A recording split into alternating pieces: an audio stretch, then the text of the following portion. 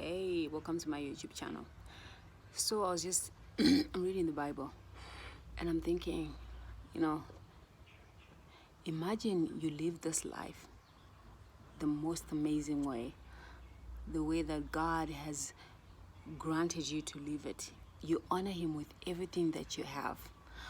You are on point.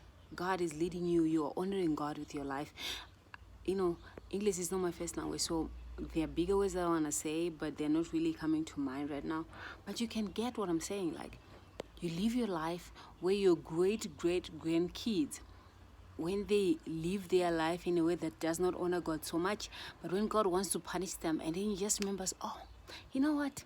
Just because of their great-great-great-grandmother or great-great-great-great-grandfather, I'm just going to let this slide because I made a promise to her. I made a promise to him that because they lived a life that honored me so badly that I'm going to let this slide. Imagine you honor God with this life that He's given you, that it just goes off like, it just goes off to all the way to the whole generation until Jesus Christ comes.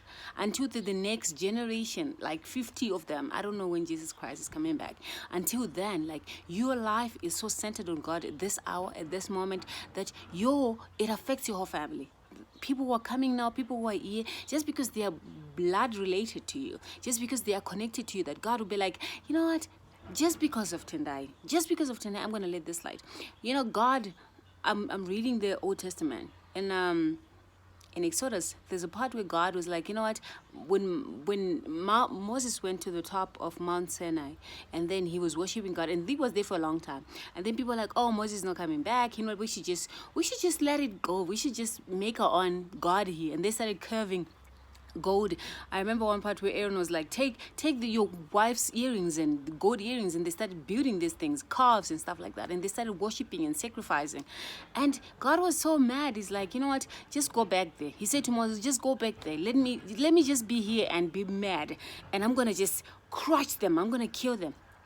And Moses was like, oh, let's come. Imagine that life with God. Moses was like, you cannot kill your people. These are your people. You made a promise to Moses. You made a promise. No, sorry. You made a promise to Abraham. You made a promise. Remember, he made a promise to Israel. He made a promise to Abraham, like, he made a promise to Abraham where he says, I'm going to make your descendants so many that the stars are not enough. The sand on the beach is not even enough compared to what I'm going to make you a great nation. He said all that. And I was like, I'm done. I'm going to kill them. And Moses was like, let's just think about this. Imagine that. God changes his mind because, you know, the people that he made promises to are mentioned. It's like, you cannot kill your people. These are your people. I want to live a life, my life, this day.